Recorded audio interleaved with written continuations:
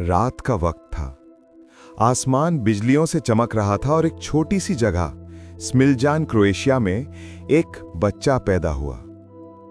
उस रात बिजली की गड़गड़ाहट ऐसे गूंज रही थी जैसे कुदरत खुद किसी नए युग का स्वागत कर रही हो। उस बच्चे का नाम रखा गया निकोला टेस्ला। कुछ लोग कहते हैं कि उसकी मां ने कहा था यह बच्चा रोशनी का होगा। शायद उन्हें पता नहीं था कि वो एक दिन लिटरली पूरी दुनिया को रोशन करने वाला है। निकोला का बचपन एक अजीब क्यूरियोसिटी से भरा था। जब दूसरे बच्चे खेतों में खेलते, टेस्ला अपनी मां के हाथ के बनाए हुए छोटे मशीन्स और गैजेट्स से खेलता था।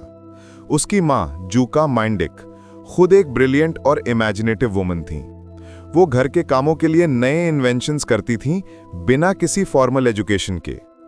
उन्होंने टेस्ला के अंदर वो क्रिएटिव फायर जगाई जो आगे चलकर दुनिया को हिला देने वाली थी। उसके फादर मिल्टन टेस्ला एक प्रीस्ट थे, डिसिप्लिन और फेथ के पक्के। उनका सपना था कि निकोला भी एक दिन प्रीस्ट बने, लेकिन निकोला का मन कभी भी धर्म के ग्रंथों में नहीं लगा। उसका ध्यान था उन इनविजिबल फोर्सेस पर जो दुनिया को चलाती हैं, लाइट, एनर्जी, मैग्नेटिज्म। छोटी उम्र से ही टेस्ला को अलग तरह के विजन्स आते थे। जब भी वो कोई कंसेप्ट सोचता, वो उसे अपने दिमाग में विजुलाइज कर सकता था, पूरे 3D मॉडल के जैसे किसी इंजीनियर के पास ब्लूप्रिंट हो, वैसे टेस्ला के पास उसके दिमाग का एक लाइव मूवी स्क्रीन होता था। वो बोलता था, मैं अपने इन्वेंशंस को बनाने से पहले उन्हें अपने माइंड में टेस्ट करता हूं। ये इमेजिनेशन की शक्ति थी जो उसे सबसे अलग बनाने वाली थी। टेस्ला के अर्ली एजुकेशन के दिनों में एक इंसिडेंट हुआ जो उसके फ्यूचर का हिंट था। एक दिन टेस्ला और उसके दोस्त ने एक वाटर व्हील बनाया, एक छोटा सा टरबाइन जिससे पानी के फ्लो से छोटी सी मशीन घूमती थी। उस वक्त उसे लगा एनर्जी हर जगह है, बस उसे कैप्चर करना सीखना है। यह थॉट उसके साथ हमेशा रहा। लेकिन उसकी लाइफ आसान नहीं थी। जब टेस्ला 17 साल का था, एक भयंकर बीमारी ने उसे घायल कर दिया। वो इतना वीक हो गया था कि लोगों ने सोचा वो बच नहीं पाएगा। उस टाइम उसने सोचा, अगर जिंदा रहा तो अपनी लाइफ दुनिया के लिए कुछ बदलने में लगाऊंगा। उसने अपने आप से एक वादा किया, और जब वो ठीक हुआ तो उसने नॉलेज के पीछे पूरी दुनिया दांव पे लगा दी। टेस्ला ने अपनी एजुकेशन ऑस्ट्रिया के ग्रास पॉलिटेक्निक से शुरू की। वहां उसने इलेक्ट्रिकल इंजीनियरिंग पढ़ी और वहीं पे उसका पहला एनकाउंटर हुआ डायरेक्ट करंट डीसी और ऑल्टरनेटिंग करंट एसी के बीच के डिफरेंस से। उस टाइम सब लोग थॉमस एडिसन के डीसी सिस्टम को ही परफेक्ट मानते थे, लेकिन टेस्ला के दिमाग में कुछ और ही चल रहा था। उसे लगता था अगर करंट एक ही डायरेक्शन में फ्लो करता रहे तो एनर्जी वेस्ट होती है। यही थॉट उसका सबसे बड़ा इन्वेंशन बनने वाला था, दी ऑल्टरनेटिंग करंट सिस्टम। पर तब उसके पास सिर्फ आइडियाज थे, रिसोर्सेज नहीं। यूनिवर्सिटी के टाइम में टेस्ला एक इंसान की तरह नहीं, एक मशीन की तरह पढ़ाई करता था। हर दिन 20 घंटे पढ़ाई और नोट मेकिंग, वो भी बिना रुके। प्रोफेसर्स उसे वॉकिंग एनसाइक्लोपीडिया कहते थे। लेकिन एक गलती ने सब कुछ बदल दिया। उसके एक टीचर ने उसका मजाक उड़ाया जब उसने अपना रोटेटिंग मैग्नेटिक फील्ड का कंसेप्ट एक्सप्लेन किया। वो कहते थे ये इम्पॉसिबल है, पर टेस्ला के लिए इम्पॉसिबल शब्द का मतलब होता था not yet discovered. Financial troubles और फैमिली ट्रेजेडीज ने उसकी पढ़ाई अधूरी छोड़ दी। उसके फादर की डेथ के बाद टेस्ला डिप्रेशन में चला गया, लेकिन साइंस उसके लिए एक एस्केप रूट बन गई। 1880s के आसपास टेस्ला पेरिस गया, एक कंपनी में इलेक्ट्रिकल इंजीनियर के तौर पे काम करने। वहां उसने डायनामो और मोटर रिपेयर का काम शुरू किया, लेकिन उसका माइंड हमेशा नए डिजाइन सोचता रहता था। एक दिन उसके सुपीरियर ने उसके डिजाइन देखकर कहा, तुम्हें अमेरिका जाना चाहिए, वहां थॉमस एडिसन है, तुम दोनों मिलकर दुनिया बदल दोगे। ये बात टेस्ला के दिल में बैठ गई। 1884 में सिर्फ 4 सेंट पॉकेट में लिए एक टिकट और एक लेटर ऑफ रिकमेंडेशन लेके टेस्ला अमेरिका पहुंच गया। अमेरिका उसके लिए एक सपने जैसा था। न्यूयॉर्क सिटी की लाइट्स, मशीन्स और फैक्ट्रीज, सब कुछ एक इंस्पिरेशन। जब वो एडिसन से मिला तो उन दोनों में एक अजीब सा कॉन्ट्रास्ट था। एडिसन एक प्रैक्टिकल बिजनेसमैन और थिंकर था, जबकि टेस्ला एक विजनरी और आइडियलिस्ट।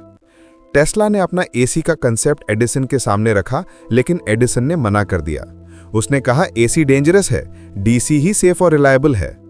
लेकिन टेस्ला के लिए साइंस कोई बिजनेस नहीं थी, वो सच में एक नई दुनिया बनाना चाहता था जहां पावर हर घर तक पहुंच सके बिना वेस्ट के। एडिसन और टेस्ला के बीच एक पार्टनरशिप बनी, लेकिन जल्दी ही टूट भी गई। टेस्ला को काम के पैसे नहीं मिले और एडिसन ने उसका आइडिया रिजेक्ट कर दिया। फ्रस्ट्रेटेड और ब्रोकन टेस्ला ने अमेरिका के स्ट्रीट्स पे लेबर काम भी किया, डिच डिगिंग, मैनुअल लेबर, सिर्फ रोटी के लिए। इमेजिन करो, जिसका दिमाग इलेक्ट्रिसिटी से तेज था वो खुद इलेक्ट्रिसिटी के पोल्स के नीचे खड्डा खोद रहा था। पर फिर भी टेस्ला ने हार नहीं मानी। उसके अंदर एक आवाज थी जो कहती थी, मैं दुनिया को फ्री एनर्जी दूंगा। न्यूयॉर्क के क्राउडेड स्ट्रीट्स में चल रहा था निकोला टेस्ला, एक इमिग्रेंट जिसके पास ना पैसा था ना जॉब, लेकिन उसके दिमाग में आइडियाज ऐसे उबल रहे थे जैसे वोल्केनो के अंदर लावा। जब दुनिया थोड़ी सी रोशनी के लिए तरस रही थी, वो सोच रहा था, मैं एक दिन पूरी दुनिया को पावर फ्री में दूंगा। एडिसन की कंपनी से निकलने के बाद टेस्ला ने अपनी जिंदगी का सबसे मुश्किल फेज देखा। उसके पास खाना तक नहीं होता था। कभी कभी वो पार्क के बेंच पे सोता, कभी छोटी वर्कशॉप में इलेक्ट्रिशियंस के साथ रिपेयरिंग का काम करता, लेकिन उसके मन में एक ही आवाज थी, मुझे एसी सिस्टम बनाना ही है। एक दिन टेस्ला ने एक इन्वेस्टर से अपना आइडिया शेयर किया, एक मोटर जो ऑल्टरनेटिंग करंट से चलेगी बिना कम्यूटेटर के। पहले तो सबने मजाक उड़ाया, फिर एक इंजीनियर ने उसका डेमो देखा। एक छोटी सी कॉपर कॉइल, एक रोटेटिंग मैग्नेटिक फील्ड और एक घूमता हुआ डिस्क। उसने कहा, टेस्ला, ये तो इम्पॉसिबल था। और टेस्ला सिर्फ मुस्कराया। यही मोमेंट था जहां से टेस्ला इलेक्ट्रिक कंपनी का जन्म हुआ। उसके इन्वेस्टर्स ने उसके एसी मोटर के प्रोटोटाइप्स बनाए और 1888 में टेस्ला ने अपना रोटेटिंग मैग्नेटिक फील्ड का पेटेंट फाइल किया। ये इन्वेंशन आगे चलकर मॉडर्न इलेक्ट्रिक मोटर और पावर ट्रांसमिशन सिस्टम का बेस बना। इसी टाइम पे टेस्ला का नाम अमेरिका के एक इंडस्ट्रियलिस्ट के कान तक पहुंचा, जॉर्ज वेस्टिंगहाउस। वेस्टिंगहाउस एक विजनरी बिजनेसमैन था जो एडिसन के डीसी मोनोपोली के खिलाफ था। उसने टेस्ला से कहा, मैं तुम्हारे एसी सिस्टम को दुनिया तक ले जाऊंगा। यहीं से शुरू हुई वॉर ऑफ करंट्स, एक जंग जिसमें दो सोच टकराई, एडिसन का डायरेक्ट करंट वर्सेस टेस्ला का ऑल्टरनेटिंग करंट। एडिसन ने अपना एम्पायर डीसी सिस्टम पर बनाया था। उसके लिए एसी एक थ्रेट था। उसने प्रोपोगेंडा शुरू कर दिया, एसी डेंजरस है, ये लोगों को मार सकता है। उसने पब्लिक डेमोन्स्ट्रेशंस में जानवरों को इलेक्ट्रिक्यूट करके एसी के खिलाफ कैंपेन चलाई। ये सब टेस्ला के लिए इमोशनल ट्रॉमा था। उसने सोचा था साइंस लोगों को कनेक्ट करेगी, लेकिन यहां तो उसे पॉलिटिक्स और मनी पावर के आगे झुकना पड़ रहा था। लेकिन वेस्टिंगहाउस और टेस्ला ने हिम्मत नहीं हारी। उन्होंने अपना सिस्टम प्रैक्टिकली दिखाने का फैसला किया। 1893 के शिकागो वर्ल्ड्स फेयर में उन्हें मौका मिला दुनिया के सामने अपना एसी सिस्टम दिखाने का। टेस्ला ने कहा, हम पूरे फेयर को अपने ऑल्टरनेटिंग करंट से लाइट अप करेंगे। और जब उस रात शिकागो में मिलियंस ऑफ बल्ब्स एक साथ जल उठे, लोगों के चेहरों पर शौक और खुशी थी। पहली बार दुनिया ने देखा कि इलेक्ट्रिक पावर कितनी खूबसूरत और सेफ हो सकती है। एडिसन के क्लेम्स झूठे साबित हुए। टेस्ला के नाम का जादू फैल गया। एसी सिस्टम ने अमेरिका के पावर नेटवर्क को बदल दिया। और सबसे बड़ा प्रोजेक्ट मिला, Niagara Falls hydro electric project. Tesla का सपना था नेचर की एनर्जी को हार्नेस करना। नायाग्रा फॉल्स से गिरता हुआ पानी और उससे जनरेट होती करंट, ये उसके लिए पोएट्री थी। उसने एक सिस्टम डिजाइन किया जिससे पानी की पावर को एसी करंट में बदला जा सकता था। जब 1896 में नायाग्रा प्लांट से पहली बार पावर बफेलो सिटी तक पहुंची, टेस्ला खामोशी से खड़ा था। उसे सबसे बड़ा रिवॉर्ड मिल गया था, उसके सपने का प्रूफ। टेस्ला के पास अब नाम भी था और रिस्पेक्ट भी, लेकिन उसके अंदर के विजनरी साइंटिस्ट के लिए यह सब शुरुआत थी। वो कहता था, the present is theirs, the future for which I really worked is mine. उसका दिमाग अब और भी ज्यादा एम्बिशियस हो गया। उसने एक्सपेरिमेंट शुरू किए वायरलेस पावर ट्रांसमिशन पर, एक ऐसा आइडिया जहां बिना वायर के एनर्जी ट्रांसफर हो सके। उसने कहा, मैं एक दिन दुनिया को बिना तार के बिजली दूंगा। लोग हंसने लगे, कुछ ने कहा टेस्ला पागल हो गया है। लेकिन टेस्ला का लैब एक वंडरलैंड था। उसने वहां इलेक्ट्रिक आर्क्स, मैग्नेटिक फील्ड्स और लाइटनिंग जैसे डिस्चार्जेस के साथ एक्सपेरिमेंट्स किए। उसका सबसे iconic invention the Tesla coil इसी टाइम बना। टेस्ला कॉइल एक हाई फ्रीक्वेंसी ट्रांसफार्मर था जो थाउजेंड्स ऑफ वोल्ट्स जनरेट करता था। टेस्ला अपने लैब में खुद खड़ा होता और उसके आसपास ब्लू लाइटनिंग चमकती थी।